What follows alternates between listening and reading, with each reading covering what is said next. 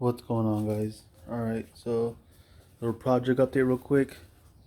So just put doors on, took off the whole fiberglass front end on my dad's 67 Camaro.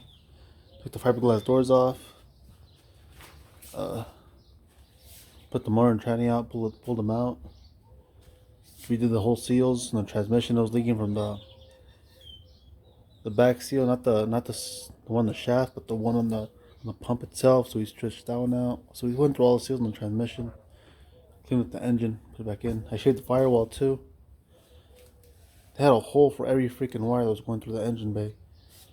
So I just shaved it, satin black, put it back. So right now what I'm doing is running the fuel lines through a firewall, through a cal, and back here. Right here's the fuel line. It's gonna go right here, the fuel line, to the back. And they had the fuel pump. See, they had this fiberglass panel covering up the hole. It looks kind of shitty. And all these little holes. So what I'm gonna do, the fuel pump's supposed to go in the trunk anyways. It likes to push, not pull fuel. So that's the update on that. So then we'll get it running, move it around, and then start hanging the front sheet metal back on it. And I finally brought the Camaro back home. So I just removed all the suspension.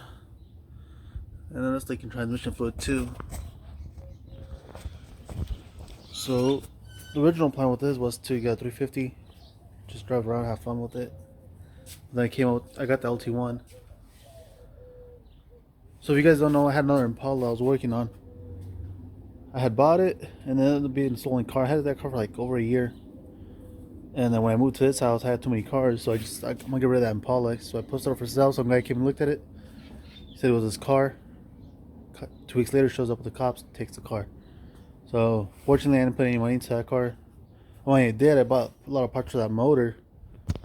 That was a different motor I bought. The motor that came in that Impala had a blown head gasket. So that's that. But I mean, it is what it is. I only spent like $300 on that Impala. But still, it just pissed me off when the cops showed up, and I don't know, I'm still pissed over that. But it is what it is. It's my fault. I should have filed for bad title or something. I got a bill of sale, but it didn't mean shit. And I showed the law enforcement, like police officers, all the Facebook chats, between me and the seller. But it is what it is. It's $300. Can't cry over it. All right, so this is a Camaro. When I got this thing like just the like cab, like the body, with nothing, no rear end, no subframe in the front. It was just the body, up like in a junkyard up north. And the guy actually delivered it to me. It was like 3 hours away, like Prescott or something, in a junkyard. The guy was cool enough to drop it off to my house on a pallet, on a flatbed. It's pretty funny when it showed up. But I've always wanted a 72 Camaro. My dad had one. He had a couple. But and I've been trying to get one. They've always been like, they slip through my fingers.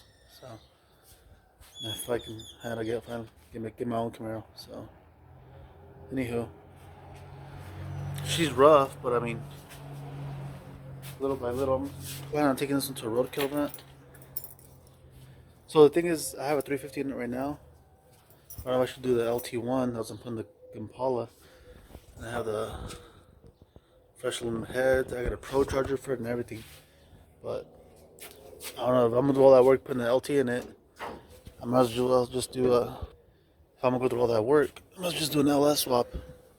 But I mean, this is a good motor. It came out of my '99 Yukon, just exactly like that one right there. It was black. It's a true 350 Vortec with a carb setup, so it's not a bad engine. I got the Pro charger, I got the aluminum heads, I got cams for that LT1. I don't know yet. I'll see. But little on this one, so I just finished putting the bumper brackets. I put this one on. I got this one on Craigslist for like $20, whatever. And then I put this on, and the grill just went on too. I just painted this, painted that. Then I finished putting door locks. These are here. And the trunk one too, I put these on already. And this one too. All the little details. But The body's actually pretty straight for being. It does have some. It does need some work on the floors, but it's pretty good overall. So it's not bad. I've seen worse, to be honest.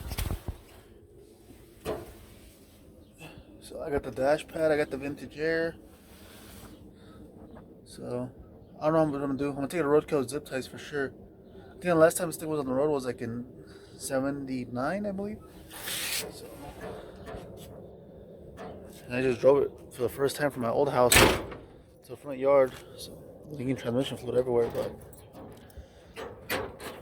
I don't know. We'll see. I just want to keep you guys updated real quick. I'm gonna leave these wheels on there, the rally wheels. I just don't know if I'm gonna do leave this Vortec 350 in there or put the LT1 with the 700 R4 I have. I also have a turbo. This one has turbo 350 in it right now, but it's good. It just leaks. So I don't know. There's all suspension, bushings. So I got all this parts right here, brand new. Bushings right there. It's just really high too, so I don't want to cut springs. I might just get a 2-inch straw spindles or something, but we'll see. Keep you guys updated. So the plan's take it to roadkill zip ties. This 2022, so I'm gonna drive it out there too.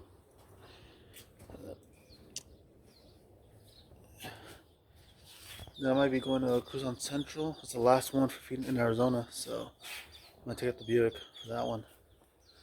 I'll make another video on that one. So, yeah, let me know, you guys. Should I just go in that?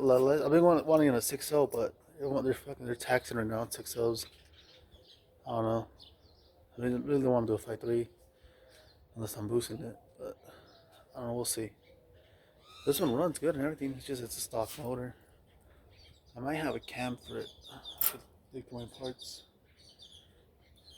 But I don't know. We'll see. Peace. And this is my Pop's 94. So it runs and drives. I just put the motor in this one. I gotta change out the fender. Get rid of this ugly ass hood.